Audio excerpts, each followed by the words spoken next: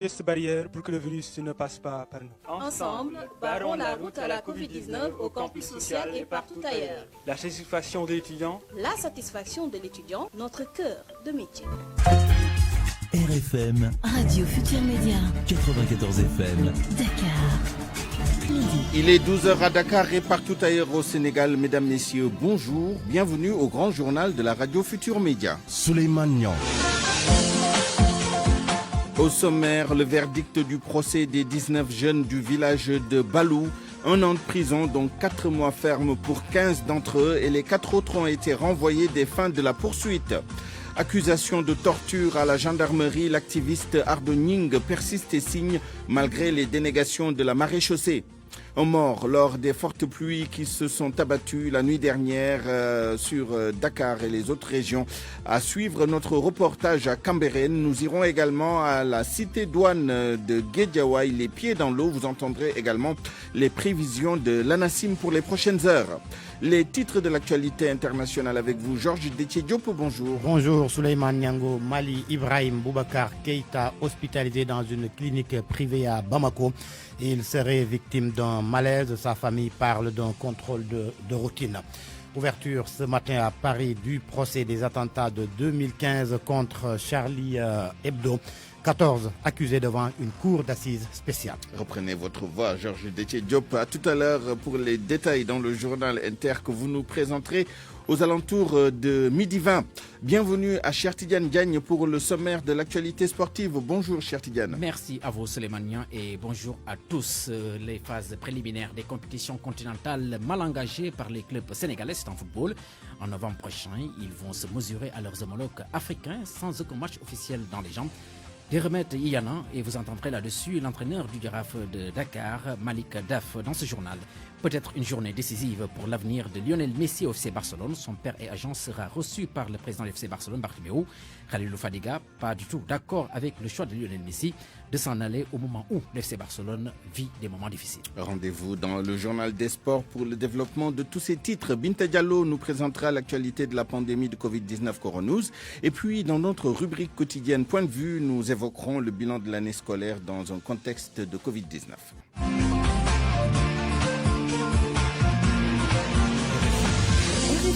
Souleymane Niang. Le verdict est donc tombé ce matin dans le procès des 19 jeunes du village de Balou qui avaient été arrêtés pour avoir attaqué un poste de gendarmerie et blessé 2 gendarmes. L'audience avait lieu devant le tribunal des flagrants délits de Tambacounda. Compte rendu d'audience avec notre correspondant sur place, Moussa Omar Gueye. Les 15 jeunes de Balou, y compris les 2 étudiants, vont devoir rester plus de 2 mois encore à la citadelle du silence de Tambacounda. Ils sont condamnés à 1 an, dont 3 mois ferme. Les 4 autres jeunes, à savoir Daoud Dia alias MC, Ousmane Nyangane, Wagé Nyangane et Elhaj Koita, recouvrent la liberté. Ils sont renvoyés à des fins de la poursuite. Pour rappel, les 19 jeunes de Balou, dans l'arrondissement de Moudéri, département de Bakel, ont été poursuivis pour rassemblement illicite, violence et voies de fait sur des agents de la force publique, plus précisément des gendarmes, et destruction de biens. Ils ont été placés sous mandat de dépôt le vendredi 14 août et jugé le mercredi 19 août. Les faits remontent à la date du dimanche 9 août à Balou. Les 2 gendarmes disposent de leurs certificats médicaux avec incapacité temporaire de travail de 3 et de 7 jours. Moussa Omar Gueye, Tambacounda, Radio Futur Média. Restons avec la gendarmerie, avec les accusations d'un activiste, accusation de torture. Ardo Nying persiste. L'activiste dit avoir été torturé à la suite d'une manifestation dans l'affaire dite de Tobène. Ardo Nying confie d'ailleurs avoir saisi la justice et le haut commandement de la gendarmerie nationale. Il est interrogé par Georges Détié-Diop. J'ai confirmé qu'on m'avait torturé. Et j'ai des preuves parce que j'ai un certificat médical. J'ai pu déposer 3 plaintes au niveau du président de la chambre d'accusation, cour d'appel, au niveau du parquet général et au niveau du haut commandement de la gendarmerie.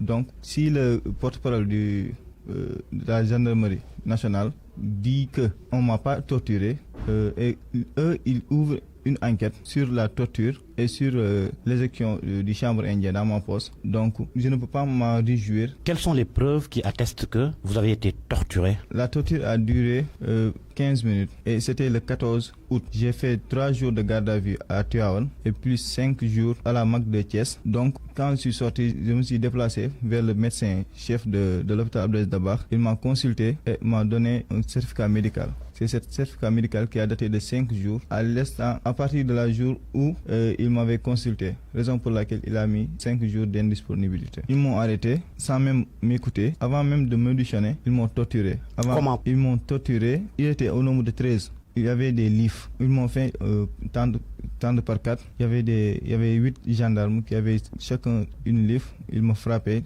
dessus dans mes fesses et c'était vraiment douloureux. Est-ce que le certificat médical mentionne tout cela? Oui, le certificat médical mentionne que j'ai des douleurs intenses.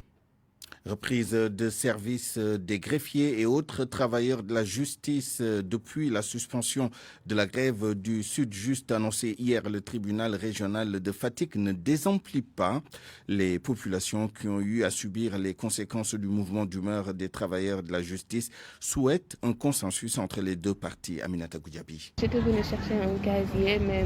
Asta Walo Babou est une impactée de la grève du syndicat des travailleurs de la justice. Elle est étudiante à l'université Cheikh Anta Diop et a dû rater beaucoup de concours cette année faute d'un casier judiciaire. Un papier qu'elle est d'ailleurs venue chercher ce matin au tribunal de grande instance de Fatick. Ça fait déjà longtemps que je le voulais, mais à cause de la grève, je n'ai pas pu l'obtenir à temps. Il y a des concours que je voulais déposer, mais je peux dire que ce n'était pas ma chance peut-être. Mais la grève nous a beaucoup pénalisés. Les victimes de cette grève du Sud-Just sont nombreuses. Mbaye Faye vient de Dakar. Il court depuis 3 mois derrière un document administratif et pourtant il en a âprement besoin. Bon, vraiment ça m'a pénalisé parce que je devrais le déposer depuis, mais il fallait attendre. Et depuis lors là, je suis en train d'attendre. Je suis venu de Dakar même aujourd'hui et je compte retourner aujourd'hui parce que je pensais que je pouvais le régler en quelques heures, mais on m'a dit d'attendre à 1 heure pour pouvoir l'avoir. Je suis là depuis 8 heures. Et depuis la suspension de la grève du syndicat des travailleurs de la justice, le tribunal de grande instance est submergé tous les jours. Et c'est beaucoup plus de travail pour les greffiers. Moustapha Fall est chef de greffe au tribunal régional de Fatick. Comme vous l'avez constaté par vous-même, avec le monde que je trouve en bas, depuis la reprise du boulot, on est submergé par une foule immense qui vient tous les jours pour chercher des papiers administratifs. Bon, en temps normal, moi, je quittais ici vers 15h30, 16h, mais depuis la reprise, je suis là jusqu'à 18h. La grève du Sud-Just est suspendue pour juste un mois. Les usagers de la justice demandent à l'État et à ses syndicalistes de trouver un consensus pour mettre fin à ces grèves à répétition dans le secteur de la justice. Aminatou Goudiaby, Fatick RFM. RFM, fréquente modulation 94.0, la radio en puissance. Il a plu à verse la nuit dernière sur une grande partie du territoire national. À Dakar, les eaux ont causé des dégâts importants dans certains quartiers et à Cambérène, l'affaissement d'un mur a causé le décès d'un homme. Il s'agit d'un jeune footballeur, Papasan Gueye, au quartier L'Islam, plus connu sous le nom de quartier Ndiagambay. À Cambérène, nous sommes allés sur les lieux du drame. Au-delà de la consternation, des habitants ne décolèrent pas. Ils soutiennent que les eaux de ruissellement des parcelles assainies déversent dans leur quartier. Ils lancent donc un énième appel aux autorités pour la réhabilitation du système de canalisation. Amadou Sabarba. Un problème pour accéder au lieu du drame. Les voitures ne passent pas. L'eau de la pluie dicte sa loi, alors il faut y aller à pied. Patauger.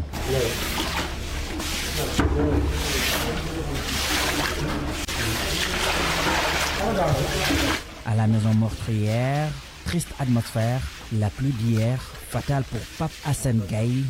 Son grand frère Ibrahim raconte avec amertume la scène. C'est lui qui m'a réveillé pour me dire que la maison prend de l'eau de la pluie. C'est par la suite qu'on a commencé à remplir les sacs de sable pour stopper l'eau. Malheureusement, après le premier sac, le mur de la maison s'est affaissé et tombé sur lui. Il est décédé sur le coup. Je n'ai pas eu le temps de le sauver parce que j'étais coincé de l'autre côté. Des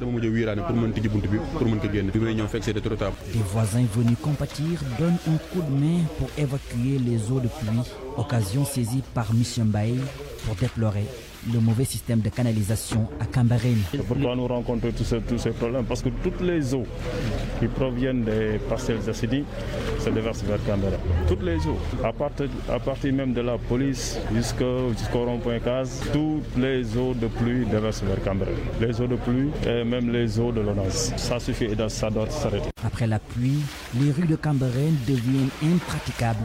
Une situation décriée par ses habitants. Amadou Sabarba, dans le département de Guédiawaye, la cité douane n'a pas fermé l'œil de la nuit à cause des fortes précipitations. Selon les habitants du quartier, des travaux de voirie en cours ont favorisé l'inondation des maisons. Reportage Salif Sow. 1h du matin, inondation. Cette femme, à l'image des candidats au baccalauréat habitant la même zone, n'a pas pu fermer l'œil de la nuit. Sa maison a été conquise par les eaux pluviales vers 1h du matin. Une première ici. À Cité Douane, on indexe les travaux inachevés. La route principale est en chantier depuis quelques semaines. On a passé une nuit blanche à cause des eaux de pluie. C'est la première fois que nous vivons pareille situation. Nous habitons ici depuis 2009. Ce désarroi est lié à la réfection de la route principale. On a pratiquement perdu tous nos biens, tout. À quelques mètres de sa maison prisonnière des eaux, une autre image frappe. La pharmacie du quartier est sous les eaux pluviales. Le mal est profond, le SOS est lancé. On a été tiré de notre sommeil par l'explosion du compteur de la Sénélec de la maison. C'était le sauve-qui-peut. On a vraiment besoin d'aide. Nous interpellons tout le monde, le préfet en premier. Cité Douane fait partie de ces localités inondées à cause des nouveaux chantiers, tels le BRT et le TR.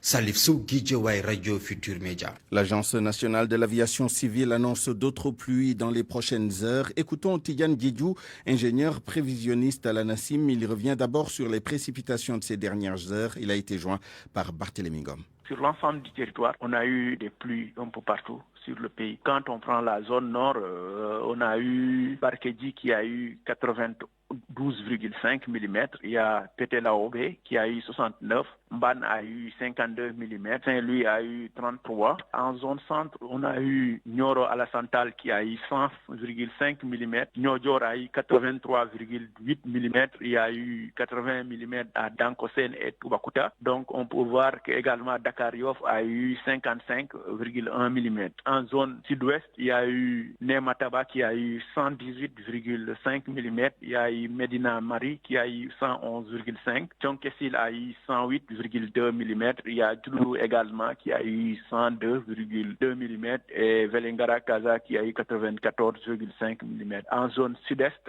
Belé a eu 94,5. 85,5 à Makakoulibanta. Koudikidira a eu également 78 mm. Et Sintufissa 67,3 mm. En gros, c'est ça, les zones où on a eu de fortes pluies. Maintenant, quelles sont les prévisions pour les prochaines 24 heures? Effectivement, aujourd'hui, déjà, la matinée, on a eu des pluies à Ziguinchor, mais l'instabilité persistera sur l'ensemble du pays où on notera par endroits des pluies faibles à modérées, devenant assez fortes, surtout en zone centre-ouest et les zones proches du littoral. Donc, on s'attend carrément à des activités pluvieuses sur l'ensemble du territoire. Et puis, notez cet avis de houle diffusé ce matin par l'Agence nationale de l'aviation civile et de la météorologie. La NACIM annonce une houle dangereuse de secteur sud pouvant atteindre 2,5 mètres au large de la Casamance du jeudi 3 septembre à 23h au vendredi 4 septembre à 8h. RFM, l'info, c'est ici. L'info, c'est ici. Après 2 jours de forte baisse du nombre de cas positifs au Covid-19 et de décès liés au nouveau coronavirus, la courbe est repartie à la hausse ce mercredi. Le point du jour avec le docteur El Hadj Mamadou Ndiaye, porte-parole du ministère de la Santé et de l'Action sociale. Sur 1187 tests réalisés, 88 sont revenus positifs, soit un taux de positivité de 7,41%. Les cas positifs sont répartis comme suit. 42 cas contacts suivis par nos services, 1 cas importé enregistré au niveau de l'aéroport international Blaise Diagne de Diaz et 45 cas issus de la transmission communautaire répartis entre les communes ou quartiers que je m'en vais vous citer. La commune de Thiès, 8 cas communautaires. La commune de Saraya, 5 cas communautaires. La commune de Bignona, 4 cas communautaires. Liberté 6, 2, Rufisque, 2, Saint-Louis, 2, Yombol, 2, Ziguinchor, 2, Les Almadies, 1, Cité Keur Damel, 1, Grand Dakar, 1, Hamo 2, 1, Kaolack, 1, Kédougou, 1, Liberté 1, 1, Matam, 1, Mbao, 1, Ngor, 1, Nioro, 1, Nord Foire, 1, Ouakam, 1, Pout, 1, Sacré-Cœur, 1, Tivaouane, 1, Vélingara 1 et Yoff 1. 22 patients hospitalisés ont été contrôlés négatifs et déclarés guéris. 33 cas graves sont pris en charge dans les services de réanimation. 3 décès ont été enregistrés ce mardi 1er septembre 2020. L'état de santé des autres patients est jugé stable. À ce jour, 13 743 cas ont été déclarés positifs, dont 9 506 guéris, 287 décédés et donc 3 949 patients sous traitement. Le ministère de la Santé et de l'Action sociale présente ses condoléances aux familles éplorées et souhaite un prompt rétablissement aux patients encore dans nos services. Restons dans le secteur de la santé, mais pour toute autre chose, l'Alliance des syndicats de la santé Andegessem a démarré ce matin une campagne de port de brassard rouge en plus d'un débrayage. C'est pour exiger le paiement de la prime Covid-19 aux agents des collectivités territoriales. D'autres actions sont annoncées. Écoutons Balo Diacham, président de l'Alliance Andegessem, au téléphone avec El Haj Ndiogoudjen. Il s'agit d'un mouvement d'humeur que manifestent nos camarades du SUDETEM, le syndicat unique et démocratique des travailleurs municipaux, à l'effet de pousser donc, le ministère de la Santé, pour ne pas dire le gouvernement, à payer donc, les primes Covid dues au personnel donc, des collectivités territoriales. Donc en effet, il y a une prime qui a été payée, donc 50 000 francs par agent et par mois. Et jusqu'ici, nous n'avons pas compris donc, que certains travailleurs des collectivités territoriales soient laissés en rate. En tout cas, sur près de 4 à 5 mois de paiement, certains n'ont reçu que 2, d'autres n'ont rien reçu, malgré donc les injonctions, malgré donc les correspondances qui ont été envoyées ça et là. Donc la question n'est pas encore réglée. Alors les camarades nous ont dit simplement que soit ils font partie du personnel de la santé et de l'action sociale, ou bien ils n'en font pas partie. S'ils en font partie, il faut qu'on les traite au même pied d'égalité que les autres, d'autant plus que dans cette approche-là, même qui est devenue communautaire, les travailleurs municipaux et les communautaires donc, sont encore de plus en plus exposés à la maladie. Les prochaines étapes, ils vont déposer un préavis de grève, ça ils l'ont dit, si cette question n'est pas réglée. Et de ce point de vue, Andegessem au niveau le plus élevé se réunira pour apprécier donc, la conduite à tenir par rapport à cette question donc, qui est en train donc, de créer des problèmes au niveau d'un syndicat sectoriel. 12h18, les épreuves du baccalauréat général ont démarré ce matin sur l'ensemble du territoire national. Ils sont plus de 150 000 candidats à la quête de leur premier diplôme universitaire. À Sédhiou, le gouverneur de la région se félicite du bon déroulement des épreuves. Des absences sont notées chez les élèves. Pape Demba Diallo est au micro de Max Euclide Kamfani. Nous venons de terminer la visite au niveau des 2 centres de la commune de Sédhiou et que globalement, les choses se passent normalement, pour ne pas dire très bien. Que partout où nous sommes passés, nous avons vu que les mesures barrières ont été respectées. Les candidats sont sur place, de même que les surveillants. Et que, en tout cas, tout se passe bien. Nous prions pour que cela puisse continuer. Donc, globalement, c'est un sentiment de satisfaction que nous avons. Il faut dire qu'au niveau de la région de Sédhiou, nous avons 15 centres principaux et 2 centres secondaires pour un total de candidats de 4 930, dont 3 066 garçons et 1864 filles. Pour dire qu'en tout cas, par rapport aux absents, je crois que nous allons avoir les remontées, n'est-ce pas, pour confirmer déjà les absents de la première épreuve, à savoir l'anticipé de philo, et éventuellement peut-être quelques absents qui seront notés. En tout cas, pour dire que globalement, au niveau de la région de Sédhiou, n'est-ce pas, l'examen se passe normalement. C'est le lieu de les féliciter par rapport à leur participation, parce qu'effectivement, si les choses sont aujourd'hui ce qu'ils sont, sans doute ils ont contribué grandement à la réussite de la tenue de ces examens, particulièrement les parents d'élèves, mais aussi les partenaires sociaux que sont les syndicats. Vous l'avez vu, et chaque année, n'est-ce pas, ils participent pour la bonne tenue de ces examens. En tout cas, nous les félicitons, nous les remercions et nous les encourageons à continuer sur cette lancée. Parce que tout ce qu'ils sont en train de faire, ils le font pour nos enfants, pour les mettre dans de bonnes conditions. Alors, sans même attendre les résultats du baccalauréat, allons à l'université Gaston Berger de Saint-Louis, aux antipodes de la région de Sédhiou dont vous venez d'entendre le gouverneur, et c'est pour reparler des conséquences des fortes pluies qui sont tombées hier sur cette région également. Certaines chambres du campus social de l'université de Saint-Louis donc sont remplies d'eau après ces fortes pluies d'hier soir. Une situation désolante pour les étudiants. Les autorités universitaires ont ainsi décidé de délocaliser les résidents du village O au village P. Mohamed Nabissila. Les étudiants se sont rendus au village O pour constater les dégâts suite à la pluie d'hier. Quelques infiltrations sont notées. Le constat est fait par Mamoudou Badiane, le chargé de la communication. Hier nuit, après la pluie, il y a une infiltration d'eau au niveau de certaines chambres, à savoir la chambre 13, les chambres 13, 15, 7, 17, 19, etc. Il se peut que demain, la même chose se répète. Et pour éviter tout cela, dès à présent, on avait un protocole d'accord avec le CROUS, même hier, à ce que ces résidents puissent quitter ces domiciles-là et rejoindre le village P.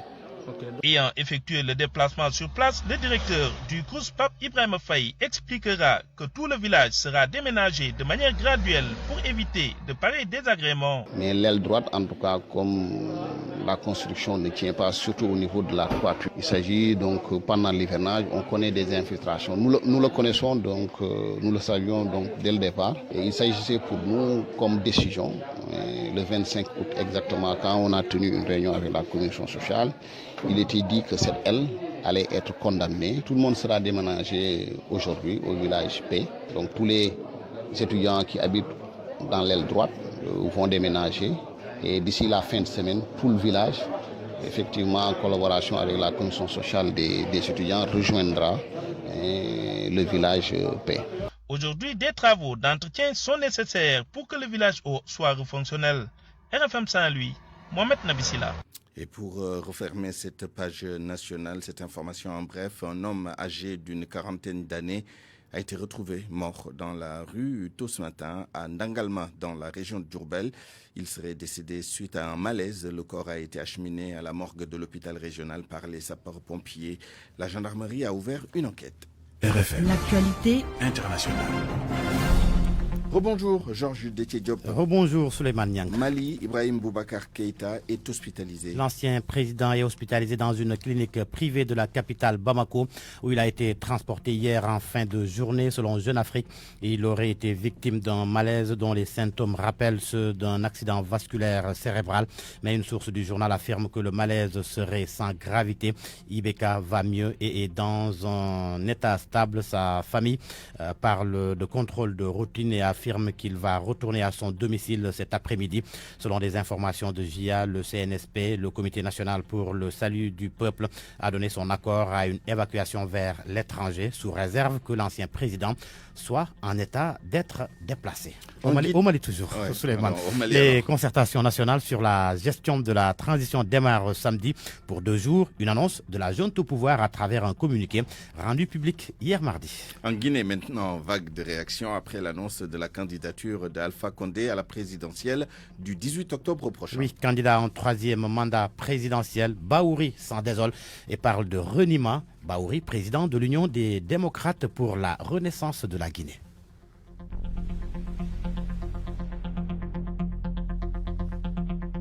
C'est un reniement total de toute la lutte politique qui a été engagée par les forces démocratiques guinéennes depuis plus de 30 ans.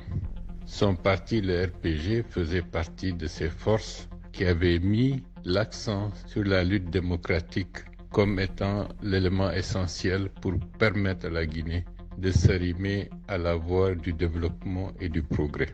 Le 3e mandat était un élément qui a constitué des préjudices graves à l'émancipation politique de la Guinée.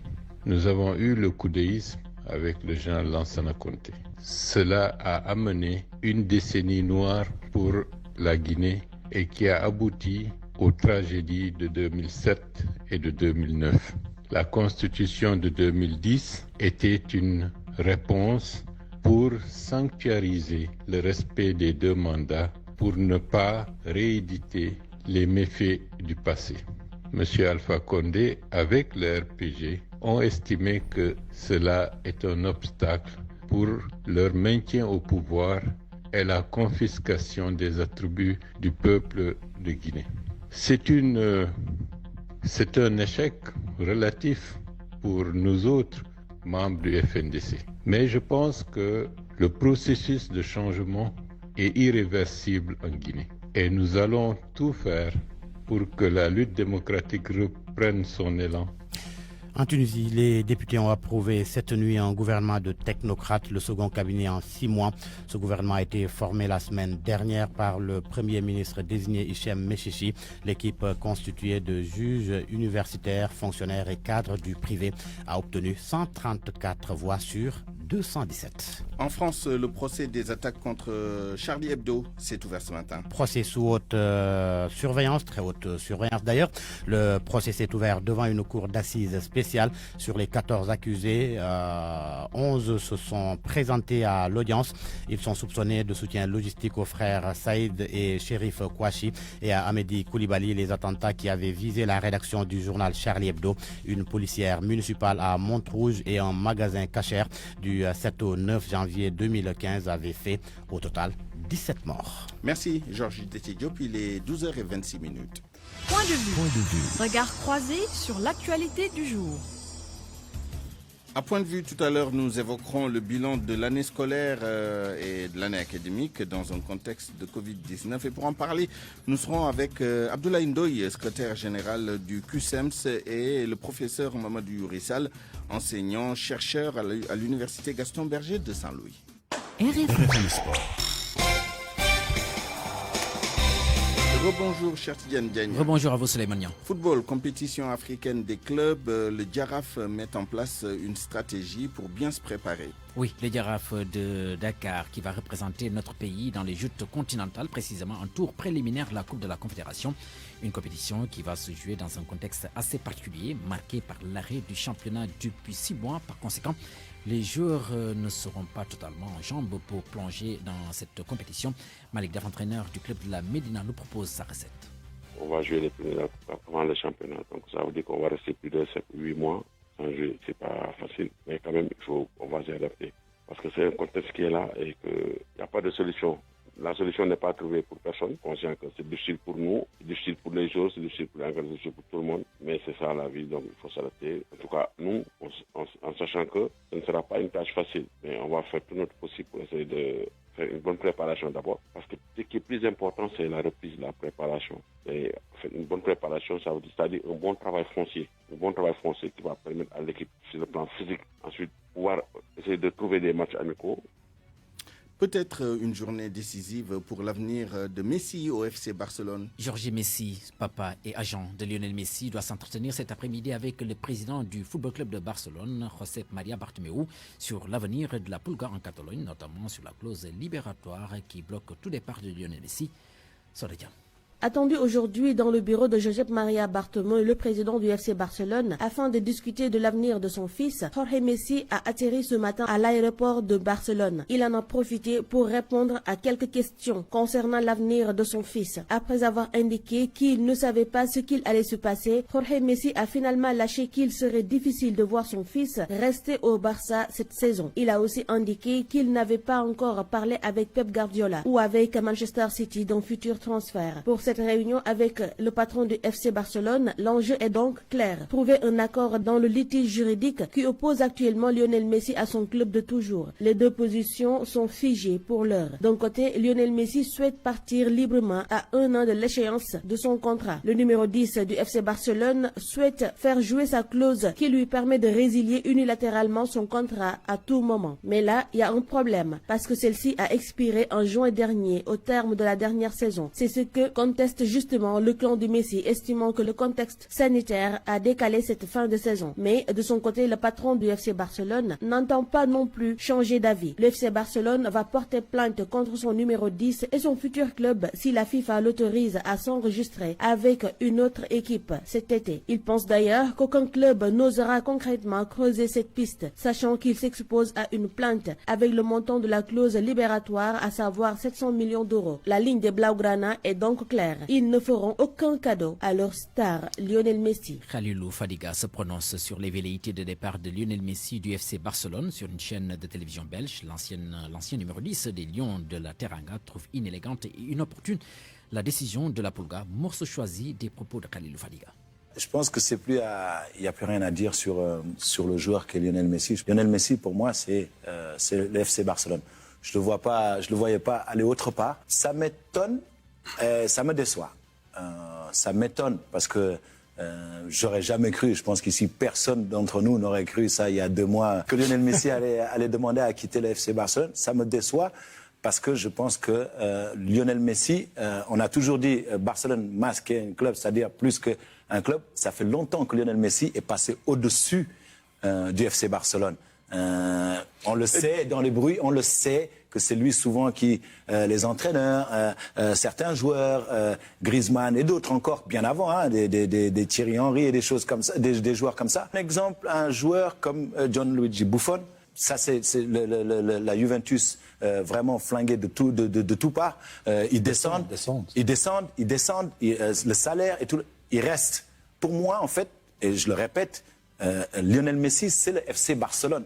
Le FC Barcelone, à l'heure actuelle, jusqu'à sa retraite, ça doit être Lionel Messi. Khalilou Fadiga, l'ancien numéro 10 des Lions de la Teranga qui vit en Belgique, Suleiman. Merci, cher Tidiane Diagne, et bon après-midi. Accueillons maintenant Binta Diallo pour l'actualité de la pandémie de Covid-19 coronavirus. Le nombre de cas explose aux États-Unis. Ce mercredi de septembre 2020, le pays de Trump enregistre plus de 6 millions de cas de Covid-19. Alourdissement également du bilan chez Bolsonaro. Le Brésil est à près de 50 000 cas en un seul jour seulement. Le Mexique ne sait plus où donner de la tête. Hausse des contaminations au Maroc. Plus de 1000 morts en seulement 24 heures. Sur le vieux continent, là, en France, on compte près de 5000 contaminations en un seul jour seulement. L'Italie fait face également à une hausse inquiétante de nouveaux cas, idem en Angleterre qui maintient la quatorzaine pour les voyageurs en provenance de la France. La France qui compte d'ailleurs faire dans la réciprocité. Près de 3000 nouveaux cas positifs en Espagne. Sur le continent, en Algérie, on observe une tendance baissière face à une situation économique de plus en plus difficile. La tendance est plutôt haussière en Égypte. L'épidémie se développe également en Afrique. L'Afrique du Sud, toujours berceau de la pandémie, avec plus de 700 000 cas de coronavirus. Le Pérou, toujours dans une situation inquiétante. Ce mercredi, le pays a dépassé le cap des 20 000 morts. Et c'est dans ce contexte que le personnel soignant a décidé de décréter une grève nationale de 48 heures. Nouvelle infection en Corée du Sud également, plusieurs écoles fermées à Séoul. Le nombre de nouveaux cas remonte en Chine. Pendant ce temps, à partir d'aujourd'hui, Pékin a décidé d'assouplir les conditions d'entrée sur son territoire des ressortissants européens. Ralentissement par contre des nouveaux cas en Belgique. Les cas grimpent également au Japon avec plus de 1000 décès en 24 heures seulement. Le Venezuela recense plus de 1000 cas en un seul jour. Au Portugal, plus de 200 nouvelles contaminations. Après la Grèce et la Thaïlande, le Portugal est le 3e pays le plus touché par la crise du tourisme, selon le Fonds monétaire international. Le Chili non plus pas épargné, tout comme l'Inde. Nombre de cas également élevé en Allemagne. La presse de ce mercredi 2 septembre 2020, lue et commentée par Georges Détié-Diop. Une reprise à 2 vitesses, c'est comme ça que l'info qualifie la rentrée dans les universités. À l'université Cheikh Anta Diop de Dakar, surtout, selon mon confrère, la reprise n'a pas pu avoir lieu hier, faute d'annonce du calendrier des cours. Ce que confirme le quotidien qui fait état d'un faux départ. Le journal informe qu'à l'UCAD, la reprise n'a pas été effective à cause de la non-disponibilité des emplois du temps et des chambres. À l'université Gaston Berger de Saint-Louis, elle n'a pas eu lieu comme prévu, les étudiants ayant répondu massivement à un mot d'ordre de boycott décrété par la coordination des étudiants. À l'université de Bombay aussi, la coordination des étudiants a boycotté la reprise des cours. Vox Populi rend compte de la rentrée universitaire qui, si l'on se fie à mon confrère, n'a pu être effective en raison de nombreux écueils. Le journal fait d'ailleurs état d'une grande cohue à l'UQAD et de Ngente-Toubap à Saint-Louis. Là-bas, les étudiants ont boycotté la reprise et décrété 72 heures de journée sans ticket. Au regard de tout cela, l'Observateur parle de reprise des fiascos. Selon le journal, ce fut hier une rentrée des clashs partout au Sénégal. À l'UGB, les étudiants ont décrété une suspension des activités pédagogiques. À Bombay, désertion des salles de cours. À l'université Cheikh Anta Diop de Dakar, les calendriers vont être réorganisés, indique l'Observateur, qui évoque, sous un autre aspect, la pandémie du coronavirus. Mon confrère souligne qu'au début, le gel antiseptique et le masque de protection étaient les produits les plus vendus. Mais depuis quelque temps, ce business n'est plus en vogue. Selon l'Observateur, les vendeurs perdent du jour au lendemain leurs clients qui semblent ne plus accorder de l'importance au respect des mesures barrières. Dans le secteur du commerce toujours, Libération révèle qu'à moins d'un compromis avec les autorités municipales, Auchan devra fermer son magasin situé à Sacré-Cœur. Et pour cause, le juge a tranché depuis le 31 août en faveur de la commune de Mermoz-Sacré-Cœur dans le conflit l'opposant à la société 375 SARL qui loue le terrain à Auchan. En politique, les élections locales reportées font toujours débat. Et ce matin, Sud Quotidien nous apprend que le chef de l'État, Macky Sall, a réuni hier mardi au Palais de la République un staff trié sur le volet composé du ministre de l'Intérieur, Ali Ngouille Ndiaye, du ministre d'État, directeur de cabinet politique, Mahmoud Saleh, et du ministre d'État, secrétaire général de la présidence de la République, pour décider de la suite à donner aux conclusions de l'équipe du général Niang. La commission politique du dialogue national qui va d'ailleurs évoquer demain la question relative au chef de l'opposition. C'est ce que rapportent les Échos. Mais selon mon confrère, à moins d'un revirement, la position de l'opposition ne va pas changer. Elle s'en tiendra à sa position selon laquelle elle n'a aucune position. Mais selon mon confrère, à moins d'un revirement, la posture de l'opposition ne va pas changer. Elle s'en tiendra à sa position selon laquelle elle n'a aucune position. Pour autant, Enquête constate une guerre des oppositions sur le sujet. Car en plus d'être biaisé, le débat sur le statut du chef de l'opposition risque de creuser davantage le hiatus déjà béant entre les oppositions présidentielles, parlementaires et de fait. Enquête indique que pour beaucoup, ce fromage explique en partie le silence du leader de Réumi dont le camp avait même déjà préparé un projet. En tous les cas, de l'avis de Moundiaï Sissé de l'ONG 3D, le débat sur le chef de l'opposition est dangereux et prématuré. Dans le quotidien Le Témoin, des experts se prononcent sur la question et émettent des réserves. Il s'agit du professeur Moussa Diaw et des journalistes politologues Mamadou Sy Albert et Momar Diong. Selon Moussa Diaw, quand on parle de chef de l'opposition, c'est au niveau de l'Assemblée nationale. Pour Mamadou Sy Albert, c'est un statut qui mettrait le titulaire en bonne position par rapport à la conquête du pouvoir. Quant à Momar Diong, il confie que c'est un débat stérile qui n'amènera rien autour du chef de l'opposition. Un coup d'œil à présent dans le quotidien Source A pour permettre à Macky Sall de retourner à Touba et de regarder en face le khalife général des Mourides. Achetons-lui des noirs fumés. C'est le titre qui barre la une de Source A. Le journal rappelle que le candidat de Benno Bokk Yakaar d'alors avait promis au khalife général des Mourides le 3 février 2019 de réaliser tout juste après sa réélection un parc industriel, un aéroport, 2000 emplois et un domaine agricole. Mais 19 mois après sa réélection, toutes ces promesses ont accouché d'éléphants blancs. À part la maquette du projet du parc industriel qui a été présentée à Serigne Bassirou Abdou-Khadre Mbacké en 2019, il n'y a plus rien. Toutes les promesses mirobolantes de Macky Sall que le journal appelle Thiompal, faites au Saint-Homme, c'est à lire à la page 7 du journal Source A. Sport, pour terminer, le transfert annoncé de Kalidou Koulibaly continue d'alimenter les débats.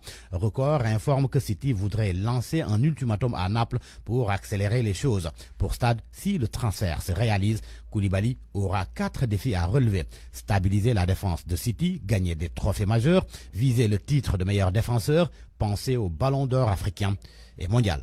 À vos kiosques et bonne lecture. Parole aux auditeurs. L'actualité, qu'en pensez-vous? Moi, je pense que vous devrez. Réagissez dans nos éditions d'information sur l'actualité. Bonjour. Du lundi au vendredi, vous avez la parole sur RFM. 12h39, bienvenue à Point de Vue. Nous tentons aujourd'hui de faire le bilan ou d'évaluer l'année scolaire ainsi que l'année académique dans un contexte de Covid-19. Et pour ce faire, nous avons le plaisir d'avoir avec nous M. Abdoulaye Ndoye, secrétaire général du CUSEMS. le cadre unitaire des syndicats d'enseignement moyen secondaire. Monsieur Ndoye, bonjour. Bonjour. Nous sommes également avec le professeur Mamadou Youri Sall, enseignant-chercheur à l'université Gaston Berger de Saint-Louis. Professeur, bonjour. Bonjour, monseigneur. Alors, actualité oblige, nous allons commencer avec vous, professeur Mamadou Youri Sall, puisque c'est la reprise des cours sur les différents campus académiques du pays, à l'exception notoire de l'université Assane Seck de Ziguinchor. Avec le recul et à ce niveau d'avancement de l'année universitaire, quels sont les principaux enseignements que vous tirez de cette année décidément inédite et spéciale? Bonjour monseigneur et mes salutations à tous les auditeurs de RFM. Année difficile, très difficile. Gestion très difficile aussi. Et je pense que rien n'est encore perdu, mais il ne fallait pas mettre devant le fait de vouloir éviter coûte que coûte l'année blanche. Mais il fallait miser sur l'achèvement de l'année entamée, qui était bien entamée à moitié. À part Ziguinchor, toutes les universités avaient gagné, avaient pu, par exemple, dérouler leur programme à moitié. Quelle est la différence, je ne saisis pas la nuance, entre le fait d'éviter l'année blanche et d'achever l'année universitaire? Oui, mais c'est que sur le plan pédagogique, on a un programme à dérouler. Mais ce qu'on constate dans nos pays, c'est que à chaque fois qu'il y a crise, on veut éviter une année blanche en faisant tout pour organiser des examens. Comme si on a organisé des examens, on a délivré des diplômes, on a sauvé l'année. Je comprends. Le cursus pédagogique, c'est vraiment un ensemble de parcours. De CI jusqu'à la terminale, à chaque fois, il y a des moments d'évaluation pour toutes les classes, pour tous les niveaux. Les évaluations certificatives ne sont pas décisives. Le certificat ne vous permet pas de passer, ni le BFM. Je ne vois pas pourquoi on met de côté 3 millions d'élèves et on prend 500 000 pour dire oui, si on organise des examens, on a sauvé l'année, on a évité l'année blanche, donc on a terminé le programme. L'élève qui a fait le CM2 dit que je termine le programme, et l'élève qui a fait le CM1, qu'est-ce qu'il a? Il n'a pas terminé le programme. Cette discrimination est inacceptable. Et on craint cela aussi au niveau supérieur. Il ne faut pas essayer de pousser les gens à aller en examen. Or, c'est tout un parcours. La licence, c'est 3 années. Le master, c'est 2 ans. Il ne faut pas prendre, par exemple, M2 ou bien L3 pour dire que oui, si on organise les examens, on a sauvé l'année. Or, les autres aussi doivent être évalués et vraiment compléter le programme. Voilà la différence. Très bien, c'est très clair. Ça nous permet aussi d'introduire Abdoulaye Ndoye, secrétaire général du QSEMS. Évidemment, la question de fond, c'est quelle est votre appréciation de la gestion de l'année scolaire jusqu'à présent à la lumière de ce qui s'est passé au plan épidémiologique, etc. Mais je voudrais d'abord vous entendre sur le point soulevé par le professeur Mamadou Youri Sall sur la dichotomie et l'équilibre qu'il doit y avoir entre l'acquisition des savoirs, des connaissances, des compétences et juste les diplômes qui sont une présomption de connaissances et qui sont des étapes d'un processus un peu plus complexe. Oui, vous savez, le système éducatif est un tout. Et comme vous l'avez dit, nous sommes dans un contexte de crise sanitaire, une pandémie qui a bouleversé l'ordre établi, l'ordre mondial, qui a remis en cause l'économie mondiale. Et c'est pourquoi nous, notre organisation syndicale, nous avons toujours dit qu'il faut écouter les sachants, c'est-à-dire les experts en matière de santé. Au Sénégal, on dira ce qui gère le Comité national de gestion des épidémies. Parce que tout ce qu'on fera, tout ce qui sera projeté sera arrimé sur l'évolution de la pandémie. Dans ce contexte, je crois que ce qui est important, c'est une concertation de tous les acteurs pour prendre les bonnes décisions. Parce que les décisions unilatérales, les décisions cavalières, aujourd'hui, n'ont plus droit de citer. Parce qu'en période de crise, il faut être ouvert, disponible, dialoguer, échanger pour pouvoir prendre les bonnes décisions. Alors, et c'est pourquoi. Maintenant, en ce qui concerne le secteur de l'éducation nationale, c'est vrai, comme il l'a dit le camarade Youri Sall, que je salue au passage, nous sommes dans une année difficile avec la pandémie. Mais je dois dire également, sur le plan des accords que nous avons signés avec le gouvernement du Sénégal, 2 ans après la signature du protocole d'accord, le constat est amer parce que le niveau de matérialisation des accords reste très faible. Les lenteurs administratives persistent toujours. Au moment où les enseignants ont accepté de reprendre les enseignements dans des écoles inondées, de choper le virus du corona, au moment où les enseignants sont en train d'évaluer les examens du CEF, du bac présentement et vers le 14, le BFM, des ministères comme le ministère de la fonction publique aujourd'hui se sont barricadés. Les enseignants ne peuvent pas accéder à ce ministère. Les dossiers traînent. Et quand il y a lenteur administrative, cela va impacter sur la carrière des enseignants qui ne peuvent pas compétir au poste de responsabilité. Et cela aussi a une conséquence sur le paiement des rappels. Et l'autre aspect, c'est la surimposition de ces rappels. Pour nous, c'est une raquette. Parce que qu'est-ce qu'un rappel? Un rappel, c'est une dette que l'État doit aux enseignants. Mais l'État ne peut pas bloquer un rappel pendant plusieurs années et vouloir surimposer cet argent. Parce que la surimposition, c'est une perception indue ou une ponction indue, parce que justement, contraire aux principes fondamentaux régissant la légalité de l'impôt. Et les enseignants sont victimes de ça. Je donne un exemple. L'enseignant a eu un rappel total de 5 millions. Au finish, on lui paye 2 millions 800, y compris le salaire et l'avance de la tabaski, c'est-à-dire on lui a coupé 3 millions. Ce n'est plus un impôt, c'est une surimposition. Et ce n'est pas une nouveauté. Il y a une jurisprudence en la matière. Les reclassés de 2006 ont été victimes d'une surimposition. L'État avait reconnu l'erreur et ils ont été rétablis dans le droit. Et c'est pourquoi le QCMC exige ici et maintenant que toutes les injustices faites aux enseignants relativement à la question de la surimposition soient réglées. Et c'est heureux aujourd'hui qu'on constate que les autorités ont reconnu que c'est une réalité, c'est une injustice. Abdoulaye Ndoye, oui, très rapidement, j'ai une question. Malheureusement, on n'a pas beaucoup de temps d'ici à 50-52. Une question qui peut fâcher d'ailleurs. Est-ce que la crise sanitaire n'a pas révélé également qu'au-delà des revendications catégorielles qui sont au centre du jeu, l'école sénégalaise n'a pas mis l'élève au centre. On parle très peu justement de la qualité, de l'équité et de la transparence. Vous en parlez beaucoup, vous venez de le faire d'ailleurs, mais la qualité et l'équité, la centralité de l'élève dans l'école sénégalaise, est-ce que ça n'a pas été un peu chahuté et révélé par cette crise sanitaire? Est-ce que les enseignants ne prennent pas toute la place au détriment des élèves qui doivent être au cœur des politiques éducatives? Mais, M. Yan, l'enseignant est le premier intrant qu'il faut former et motiver. De la qualité de l'enseignement des personnels enseignants dépend la qualité du système éducatif. La qualité interroge l'environnement scolaire, la qualification des enseignants, la motivation des enseignants. Mais c'est le combat que nous menons l'un dans l'autre. Parce que si l'enseignant est motivé, qualifié, bien payé, mais il est clair qu'il va dispenser un enseignement de qualité et c'est l'élève qui en bénéficie. Vous savez, on ne peut pas analyser l'école de manière sectorielle. C'est un système de vase communicant. Tout se tient.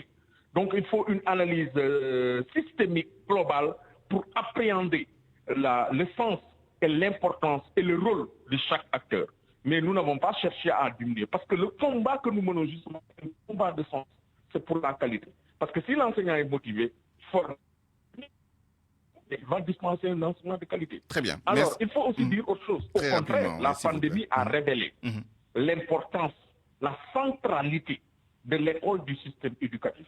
Parce que cette pandémie a montré que l'école et la santé sont des secteurs stratégiques, sensibles, clés. Et que l'État ne doit pas lésiner sur les moyens pour mettre ces acteurs, ces travailleurs dans d'excellentes conditions. S'y ajoute également, je dois le dire, au moment où on vous parle, je suis à Thiès. Présentement, les sortants du CNEPS se battent depuis plusieurs années pour la signature d'un décret, le décret 1177 du 30 décembre 1970. Parce que ce décret crée le corps des professeurs de collège en EPS et permet le reversement des MEPS dans ce corps et va régler également la question des 84 sortants du CNEPS. Ils étaient au CNEPS aujourd'hui pour manifester parce que c'était l'envie de rentrer pour la formation diplômante, mais également pour exiger le recrutement de 178 professeurs. Au même moment, il y a un déficit de professeurs de PS dans le collège du Sénégal. Merci Abdoulaye Ndoye. Je voudrais laisser le dernier tour de parole au professeur Mamadou Youri Sall, tirant toujours le bilan provisoire, certainement, de l'année académique. Essayons aussi de nous projeter sur l'avenir avec cette question. Quels sont, selon vous, les effets durables, l'impact que cette crise aura sur l'université sénégalaise et comment sortir par le haut d'après vous? Monseigneur, c'est optimiser. On passe notre temps à enseigner aux étudiants comment optimiser. Quand on ne peut pas atteindre l'objectif, en ces moments de crise, on peut atteindre l'objectif. Mais on peut optimiser, maximiser ce qu'on peut obtenir. C'est ça, en fait. C'est essayer de hisser le niveau d'apprentissage, de connaissances, de compétences de l'ensemble des jeunes de ce pays-là. Donc, chaque année compte. Nous sommes en année de crise, mais il ne faut rien perdre. Il faut maximiser ce qu'on peut obtenir. Et là, il faut tirer tout le monde, de CI jusqu'à la terminale, de la première année jusqu'au doctorat. Il ne faut pas essayer de sélectionner ceux qui font le diplôme. Imaginez que 3 500 000 élèves, vous en prenez 500 000 qui font des examens, vous dites que oui, vous avez sauvé l'année. Et les autres là, les 3 millions qui restent, qu'est-ce qu'ils ont obtenu? Avec des promesses, on nous avait promis, oui, ils vont faire les examens, mais les autres là, on va s'occuper d'eux. Qu'est-ce qu'ils ont fait depuis Monseigneur? Est-ce que vous avez fait le suivi? Donc, il nous manque quand même une société civile vigilante, exigeante sur le plan scolaire. Quand il y a baisse de niveau, quand il y a, par exemple, des résultats d'examen qui sont vraiment catastrophiques, il faut que tout le monde se lève. Aux États-Unis, il y a eu une année où le niveau de maths a baissé. Et tout le monde s'est levé. On a dit la nation est en risque. Ici aussi, nous sommes en risque. Si, par exemple, le niveau des élèves baisse, si le niveau des étudiants baisse, il faut que nous tous nous occupions de ce niveau-là. Vous avez bien dit la qualité, mais ça, c'est la société civile. Parents d'élèves, journalistes, tout le monde doit quand même s'indigner des résultats catastrophiques des examens, des années inachevées, et ainsi de suite. Pas seulement les anciens, nous sommes des acteurs comme les autres. Nous sommes aussi des parents. Moi, qui vous parle, j'ai des enfants qui sont en seconde et en première. Ils sont depuis 6 mois à la maison, sans rien du tout. Or, on nous dit, oui, ceux qui sont en terminale doivent achever leur programme. Ceux qui sont en CM2. Mais les autres, là, n'ont pas de programme à achever. Ils doivent être évalués. Qui a décidé ça? Il faut que la société se lève, les journalistes compris, et qu'on s'indigne de ces façons de faire-là. La diplomite, c'est ça qu'il faut déplacer. L'enseignement, ce n'est pas la diplomite. C'est tout un processus. On a très bien compris, professeur. Merci à tous les deux pour cette participation de qualité à ce point de vue. À 12h52, c'est la fin de cette édition que je vous remercie d'avoir suivi. Je remercie toutes les équipes rédactionnelles et techniques à Dakar et dans les régions. Abdoulaye Diop était à la mise en onde, Yacine Pouy à la digitalisation, rédaction en chef assurée par El Haj Ndiogou. À 13h, retrouvez Barthélémy Ngom pour le journal en Wolof. Tout de suite, Allô Présidence, excellent après-midi, au revoir.